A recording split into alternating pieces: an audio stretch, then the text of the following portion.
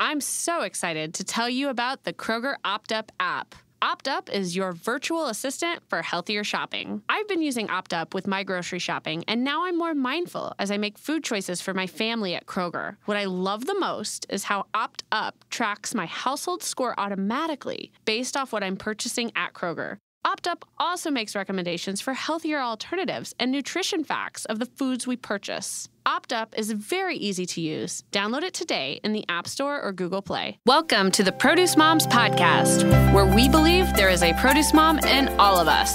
I'm Lori Taylor, founder and CEO of the Produce Moms. For 10 years, I sold fresh produce to over 300 grocery stores in the U.S. And today, my team and I are fully focused on inspiring people to eat more fruits and vegetables. This show is just one of the ways that we hope to inspire you and your family to eat more produce and live a better life. If you like what you're hearing on the podcast, join our community of almost 40,000 in all 50 states and over 30 countries by visiting theproducemoms.com/subscribe. And be sure to subscribe and leave us a review on iTunes. Thanks for being here. Enjoy today's show.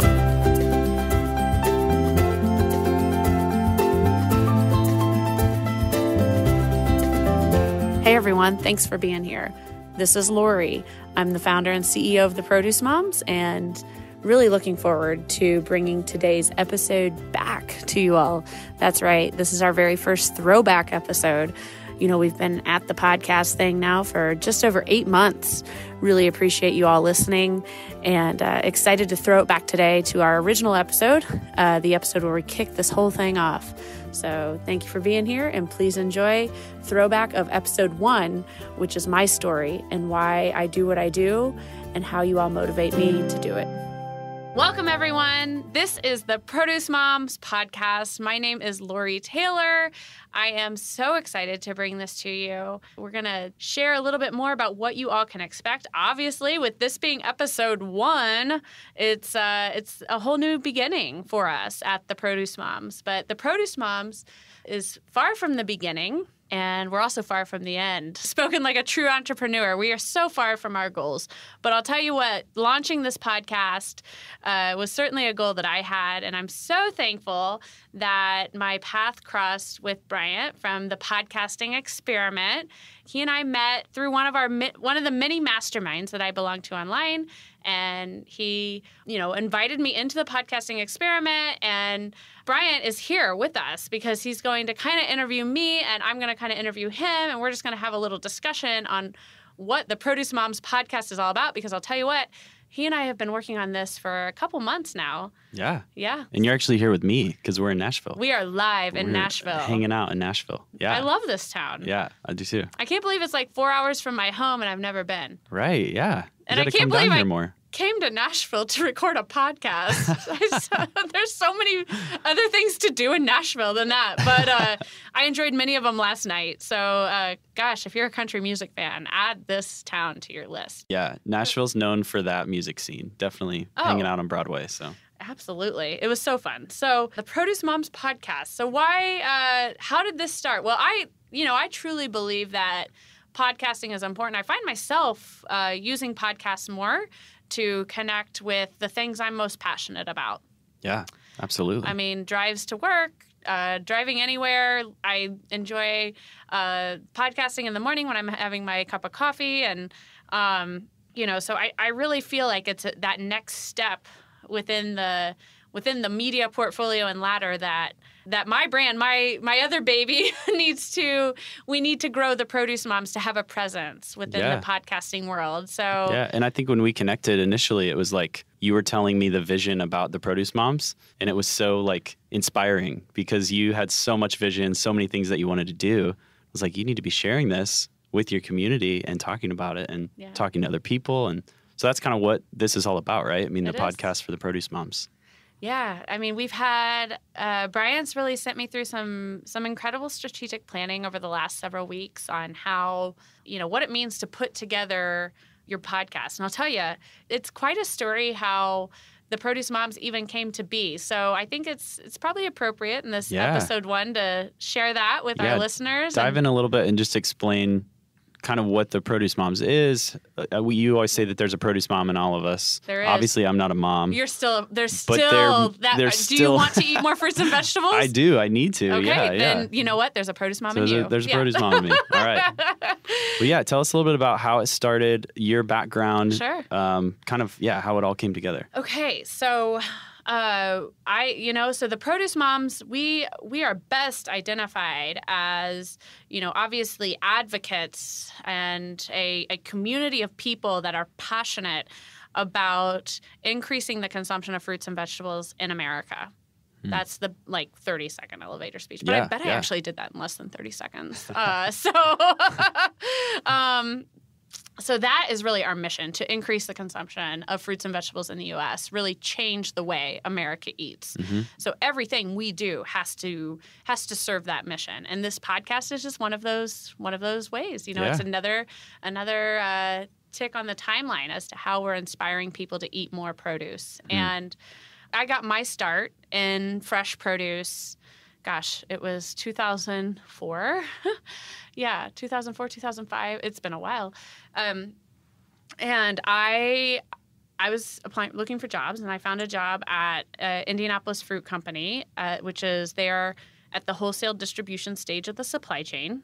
In other words, they're the middleman in the supply chain. So they buy the produce from the growers and shippers, and then they sell it to retailers. And we had a 16-state delivery corridor, as far north as Minnesota and as far south as Florida.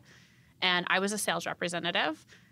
Sold over my 10 years of time there. I had over 300 retail accounts that I managed, ranging all different sizes and formats.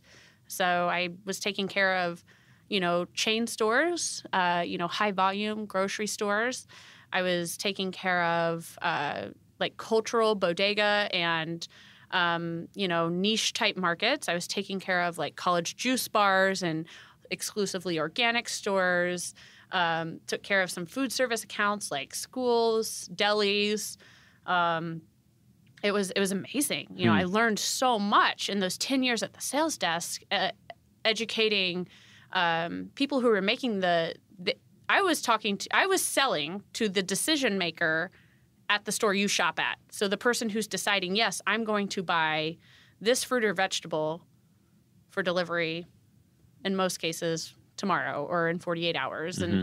And I was also in charge of, talking to different customer bases and putting together ad deals that, made sense to their shopper demographic. You know, working hand in hand with store management, specifically produce department management, to put together ads and incentive buys, and then working internally at the office with the buying staff so that we could, purchase the items at the right price. So that's how I got involved with vendor relations, the growers and shippers in the produce industry, the producers, the farmers.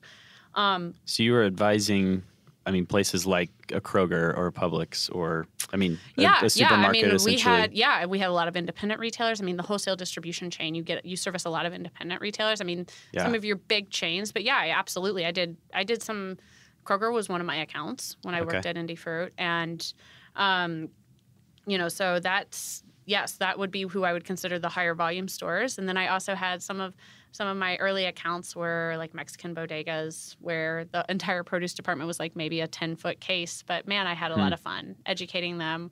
Well, one of my most fun accounts, and I only took care of them on Saturdays because another guy in the office took care of them Monday through Friday. But I took care of them on Saturdays, and it's a store that no longer exists, but it was on the North Shore of Chicago.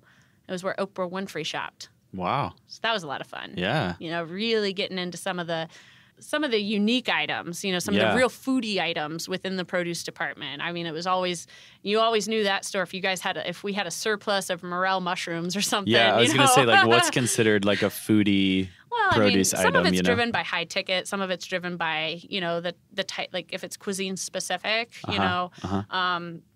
then there's lots of different ways where you could, and also that a lot of that's set by just consumer trends too. Like, right now what's considered a foodie item. I don't know. Anything to make pad thai is, kind of hot and foodie, right? And so kohlrabi could be even as something as common as a root vegetable like kohlrabi could be considered a foodie item now. It just depends. The versatility of food is amazing. And so for 10 years, I had the pleasure of servicing all these different grocers. And I transitioned at the end of my 10 years at Indie Fruit, where I was focused more on marketing. And it was under that work for hire where I pitched the idea to my bosses and the executive team at Indie Fruit and said, hey, you're marketing at the B2B stage of the supply chain. To be honest with you, I thought, man, if I was in charge here, I would maybe even eliminate my job, because some of the stuff I was doing, it really wasn't move the needle type of marketing. Yeah. It was cutting and pasting logos from our growers and shippers and putting it on publications that we were then just forward distributing to our retail accounts. It wasn't actual innovation. It wasn't marketing the way I knew it. We certainly had no presence on digital channels, such as there was no blog, there was no social media presence, so to say, that was consumer facing.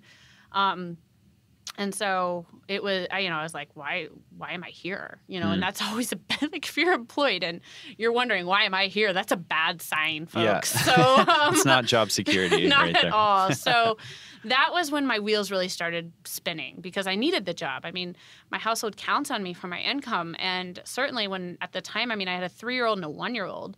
I definitely needed to be a contributor to the household income.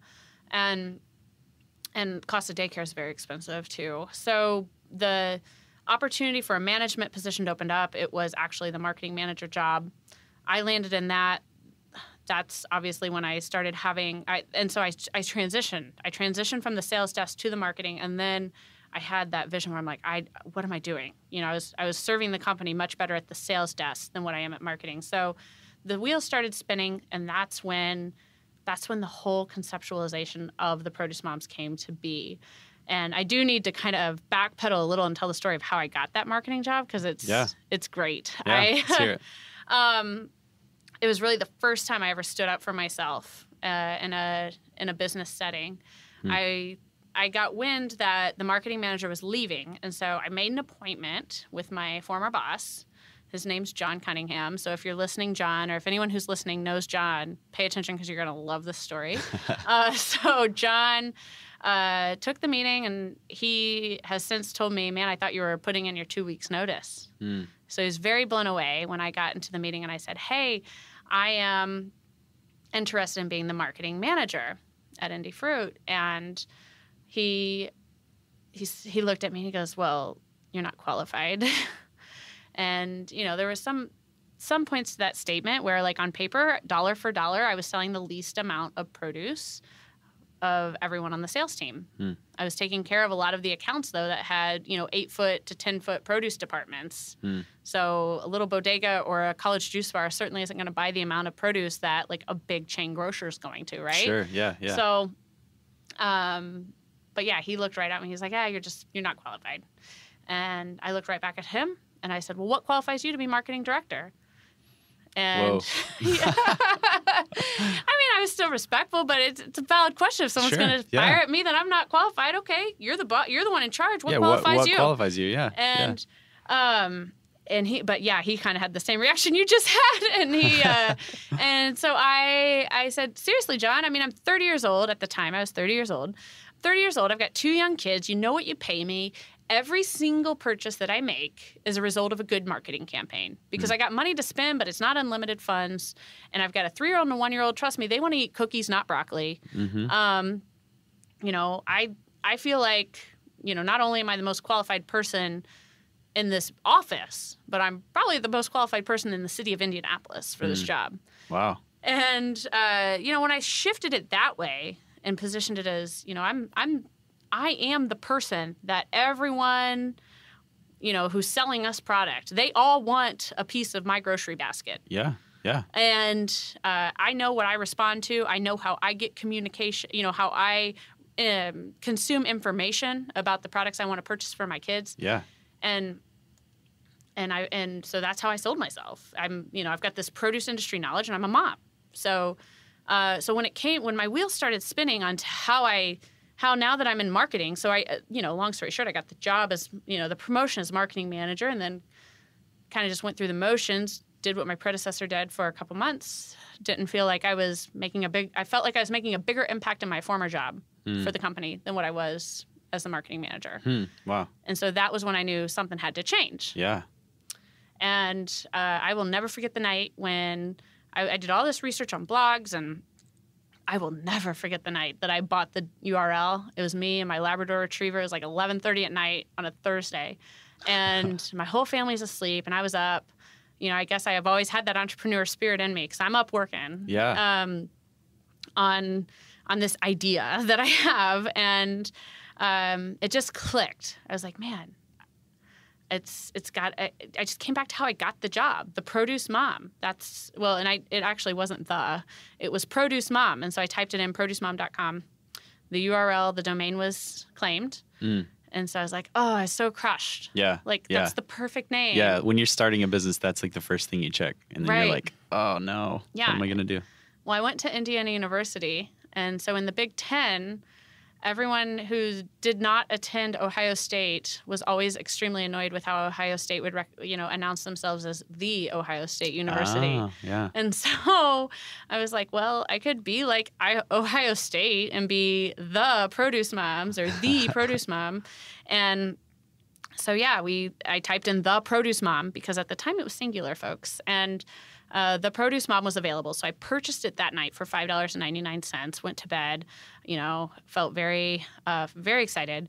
And then I just sat on it because I didn't have that executive fortitude, that gumption, or really even I didn't know how you presented a new idea or concept to your boss. I had no idea. And so I sat on that for almost 2 months. And I got called into the president's office on a Friday at 1:30 p.m. And when he buzzed my cubicle, he's like, hey, stop by before you leave today. And I'm like, oh, that's never a good sign on a Friday, stopping by the boss's office, the corner office boss. So when I walked in, it was him, my boss, John, who I absolutely adore, but have the best story ever with him about him telling me I'm not qualified. So it was the president, John, one of the executive vice presidents of the company, Danny, and company consultant. So I don't know if you've seen the movie Office Space, but it certainly kind of felt like that. You see the consultant, and the consultant's fielding the questions. You're like, oh, another red flag, right? Yeah, yeah. And so at that point, I thought I was getting fired, and the consultant's fielding these questions, asking me hey, what are your plans for our new, how are you liking your job? What are your plans for our upcoming marketing season? 2012. What are your plans for the 2012 marketing season at Indie Fruit? He opened the door for me. He opened the door. And so that was when I was like, yeah, I actually do have an idea. And I think it's a really big idea. I think we should start a blog and name it The Produce Mom. I'd be willing to author it and base it loosely off my life as a mom and a produce industry professional. And we can educate people like me on how to use all of the items in the produce department. Yeah. And they all just kind of looked at me. It was a little bit of crickets. Yeah. And then Danny, I love him so much. Danny was the first one to speak, and his question was, what's a blog? Oh, no. And so I said... You have all this momentum, and then it's oh, okay. Yeah. And so I said, well, it's kind of like it reads more like an email than, something like Wikipedia. And when you examine the informative content that's out there, at the time, it was 2012. So our industry there's a ton of blogs in our industry now and great consumer-facing marketing that's out there. But at the time, there wasn't that many good blogs out there that were consumer-facing in the industry. And so there was a learning curve. But the biggest thing they sent me to my desk right then and there, and they said, okay, go write us a blog. We need to know more. We don't really know what it means. So I went back to my cubicle. It took me about 15 minutes. I wrote the blog, Who is the Produce Mom? Still published today on the web. I will never change that blog. I probably, knowing what I know today about business, I probably would never write a blog like that again, but I will never change that blog because it's such an important part of our journey. You know, it's where it all began. Yeah. And so talk about the inspiration to like, so you came from that background, right? You created that brand. So to get to where it is today, like how has it shifted? A lot. And like, what is the Produce Mom in 2018, you know? Right. So the biggest shift occurred in, let's see, it was like late 2015 when they told me, my former employer essentially said, hey, you're doing great things, but we're done with this. You know, like it doesn't necessarily make sense for the wholesale distribution stage of the supply chain for a wholesale distributor who's focused on moving food as fast as they can from point A to point B. Yeah. Doesn't really make sense. Yeah. And sure. I totally agree with them now that but I was, so you can imagine when that was said to me, I didn't want to cry. I didn't want any of them to see me cry. I mean, emotions are important, but yeah, in business, I try not to be super emotional. And yeah, especially in corporate world like that. Exactly. Yeah. And especially when you're like one of the youngest people in the office, one of the only females, like you really almost have to put a shell on. But I'll tell you what, man, I couldn't stop the tears when they said that. They just came down. And because at that point, I mean, I had built the brand with their fullest support.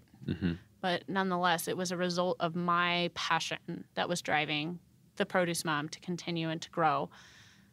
But I had built the brand the way any entrepreneur would. And it's like, man, you can't put your entrepreneurial ideal in a closet and walk away from it. Like, and if you do, it's going to be a highly emotional moment. It's like, it was like the thought of losing the Produce Mom is, you know, it's just, no, it's not going to happen. I'm going to fight as hard as I can to keep it going. Yeah. So right they let there, you take it no, from that point? It wasn't necessarily a take. It was, you can buy it. Yep. you can go back to your old job and, you know, we won't take the blog down, but it's got there's going to be a lot of significant changes. You know, like the morning show spot goes away, the relationship with specific growers goes away, or, you know, we'll sell it to you. And I was like, oh, well, I'm buying it, you know. And then they're like, oh, okay, well, the attorney has prepared this letter. We'd like you to read it. And I was like, oh my. And that's when I really realized what was up, you know, and that I was very much at a crossroads in my life. And they had presented a path A and a path B. And I saw the price and I was like, well, I'm going to need to talk to Chip, my husband. And you know what? My family, they supported me at the highest level, and really so did my former employer. I mean, a lot of people, there's a blog on the site. It was kind of one of our breakthrough blogs. It got picked up by like Huffington Post Women and some other big aggregate sites. The title of the blog is I Paid More for My Idea Than My Home. And I wrote it when the brand turned 4 because it was the first birthday that the brand celebrated when I was the owner. Okay. And I'll tell you what, knowing what I know today, I've now owned the Produce Mom for about 2.5 years.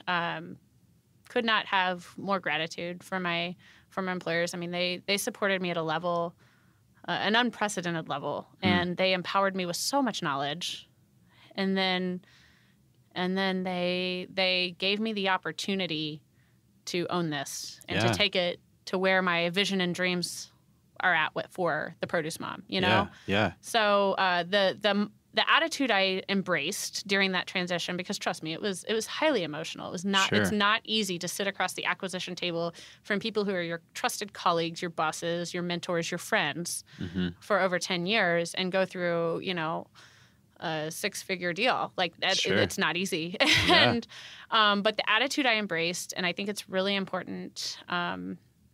If anyone's ever faced in a similar situation, although I've had a very hard time finding people who have the same type of situation where they buy their work for hire idea. I connect with a lot of entrepreneurs, but none that really are that own their business through this pathway. Sure, yeah. But if you do ever find yourself in that position, I embrace the attitude of, hey, I'm just so glad my idea sold for that kind of money. Yeah. And then, even if it was to me, you know, so. Yeah. Well, and it's worth beyond that now. So, and it's been great. I mean, now we're employing others. And the most important thing, though, is we're making a big difference and impact on people's lives. We're helping people understand, the many different ways that they can eat more fresh produce and simplifying the process, helping people understand, hey, the produce department is a total guilt-free zone. If you are choosing a fruit or a vegetable, you're making an excellent choice. There's a lot of noise out there on the internet that gets moms like myself, worried about, am I doing this right thing? Was this farm the right way? Was that, and you know what? Like, we live in a really food secure nation. There's going to continue to be an abundant amount of choices that you have when you go to any grocery store in the United States. And at the end of the day, it all comes back to one thing. Let's just eat more produce, folks, and have the highest confidence in your choice to consume a fruit or a vegetable or to serve a fruit or a vegetable to your children. That's so good. Yeah. And this podcast is going to resource people with all types of stories. The and ways to know what to purchase, what to feed your family. The farming stories behind. I mean, these are people that I know. I know their families. I've visited the farms. These are people who have empowered my journey by supporting the Produce Mom business. And so I keep saying the Produce Mom, but it is important to say that during the holiday season 2017, I really decided, hey, it's time to get more strategic with the Produce Mom. What are we going to do? Like, how are we going? We had garnered up all of this. Incredible audience building. And I don't say audience building. Now I say community building. We built this community around a passion for fruits and vegetables. And, there's an incredible amount of traffic to the site. We have subscribers, a community of almost 40,000 from all 50 states, nearly 30 countries. I mean, it's amazing. Yeah. The amount of people that are opting in and following along and listening to what we say. And so when I was looking at those facts and looking at how the brand was growing, I mean, I personally have always felt like what we're doing is special. I felt like, man, the sky's the limit here. We're doing really important work.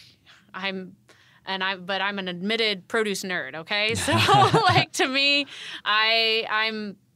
it's pretty easy for me to get excited about this, obviously. But when I started to see the numbers and see the data and start seeing traffic to our site, like 65,000 hits a day to the website. I mean,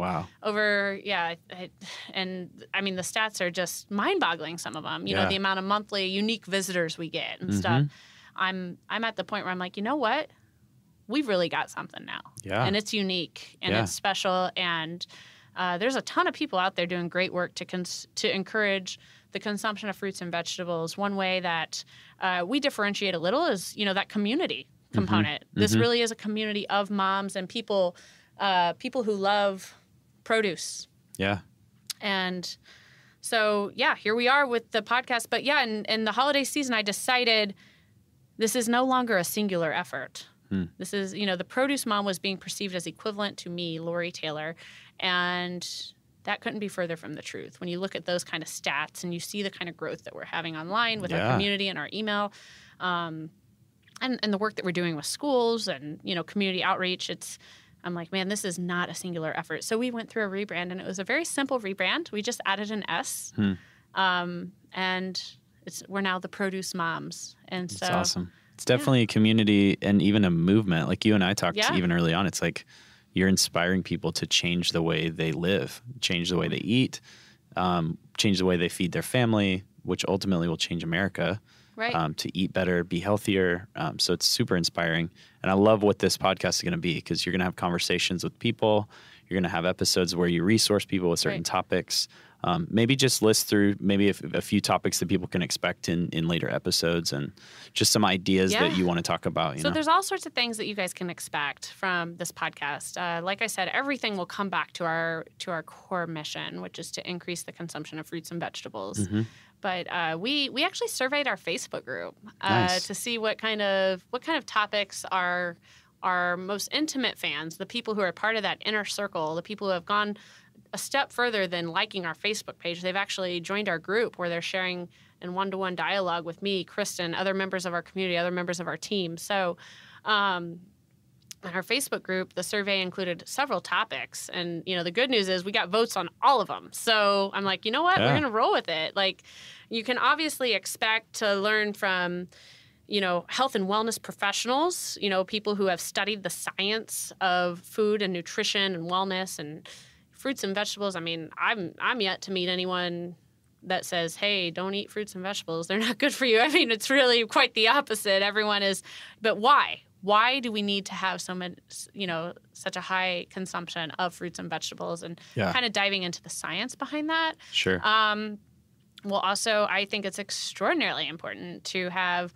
kind of the everyday mom champion, like featuring other produce moms, people who we receive so much incredible feedback from our community.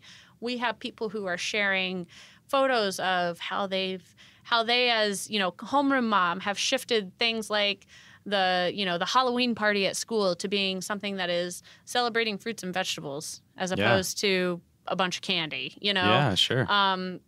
And how the children aren't, it's not like the celebration is any less joyful because it's fruits and vegetables. It's actually, the same amount of fun, if not more fun, because everyone feels good after they eat their fruits and veggies. But so we've got mom champions like that within our community. We've got people who have reached out to us and they've reversed diagnoses that they've received, behavioral diagnoses that they've received on their own children by modifying diet to include more fruits and vegetables. Those are important stories that need to be told. And this is a community that is far beyond my expertise, far beyond my personal experience. So we're going to really provide an opportunity for anyone in our community that feels like they have a story they want to share. Our hope and goal is that they have that opportunity right here on this podcast. Yeah. It's amazing. Yeah. And then we also, another topic that was of interest was, who are the female heroes within the produce industry? I mean, they know me, the people that are part of the Produce Moms, that are part of our community. They know me. But trust me, there are countless amount of moms, the moms of produce. Who are they? Yeah. Who are the other people like me who are my former self, busting my butt in the cubicle 40 hours a week, 50, 60 hours a week if it's, peak season or something like that. But who are those people? Yeah. What are their stories? Who are the people that are working on the farms who are, their great-grandparents started the farms, those type of stories within American agriculture, specifically within the fresh produce sector. And trust me, there are so many. There are so many great stories from the people that I've met, from the colleagues I have. Good leaders, people doing innovative work, people that are pushing our industry to adopt really important goals and practices. Like, what are you doing to be a zero waste company? Yeah. How are we going to improve our everyday practice of raising food and getting it to consumers? Yeah. So providing heroes like that within the produce industry with a platform where they can share their stories and we can just share not only candid and heartwarming dialogue, but also real transparency, real talk, truth, speaking of truth, a big topic, actually the number one topic was facts about our food. The truth about how our food is grown. Yeah, that's huge. And just go on Netflix and scroll through the documentaries of what's out there. Organic versus all of that. Yeah. You know what? And I will admittedly say we haven't really dove into any of those controversial topics because I'm just, I'm so passionate about fruits and vegetables. You guys, this is a positive thing. Like there should be no negativity here. And also with the expertise that I have, I'm also really not the expert to talk on those topics either. I can certainly cite the research, but I've never farmed a day in my life. I have a pleasure of knowing several farmers and, people who work in agronomy, people who work in plant science, people, who I know people in all those different tracks of farming. So how can we source from those resources to get you the facts? Yeah. And make sure that one thing you can always expect from the Produce Moms is, yes, it will be positive. Yes, it will be fun. But you know what? We will always speak to you about the truth and the facts about your food. Yeah, I love it. I can't wait to hear more of the episodes. I know we have an exciting interview coming up on episode 2. Yes. So, I can't wait to see where this goes. So thank you. Yeah. Thanks for all your help. And, no problem. Everyone in the podcasting experiment who's helped make the Produce Moms podcast a reality. I can't believe here we are. Yeah. In Nashville recording. And we're We're doing it. We're on our way. So episode 2, you guys, I am interviewing a woman that I just have the most respect for, Lisa Heffelman. She is one of the founders of Brighter Bites. Brighter Bites is an incredible program that is extremely popular in the produce industry right now. They pride themselves on creating communities of health through fresh food. So don't miss that. Tune in to learn more about Lisa, learn more about Brighter Bites, and why I personally am such an advocate for the work that they're doing within schools and to bring more fresh produce to children. Anyone who's followed TPM knows, like, that's one of my top passions is getting more produce to kids. So that's episode 2. And then how you can find us. Well, you know what? It's really easy. You can come to theproducemoms.com. If you, theproducemoms.com/subscribe is how you can opt into our community through our newsletters and other email publications. We're, of course, on Facebook. I mentioned the Facebook group. We're on all social channels. And certainly right now I got to add it. Subscribe to the podcast. There it is on iTunes. It's on iTunes. And you know what? We'll also be putting it on the blog and everywhere else. We'll make sure that you can't miss it. So I am so thankful that you're here. I'm so thankful for you, Bryant. I'm so excited to get this started. Yeah. Thanks for listening to me today, you guys, and learning more about my story and how I learned so much about produce and why I'm so passionate about sharing that knowledge with you. It's because I think we should all be eating more fruits and vegetables, myself included. Yeah, me too. Yeah. I'm looking forward to learning more. Well, thank you. I think that about wraps it. Episode 1. Oh my gosh. It's in the books. That's a wrap. There it is. All right. Goodbye from Nashville, everyone. Thanks for joining us on this episode of the Produce Moms Podcast. If you or someone you know would like to be a featured guest, just send an email to Lori@theproducemoms.com. We know there is a produce mom in you because there's a produce mom in all of us. Join our community on Facebook and all social platforms. Help us change the way America eats. Thanks again for listening, and we'll see you next time.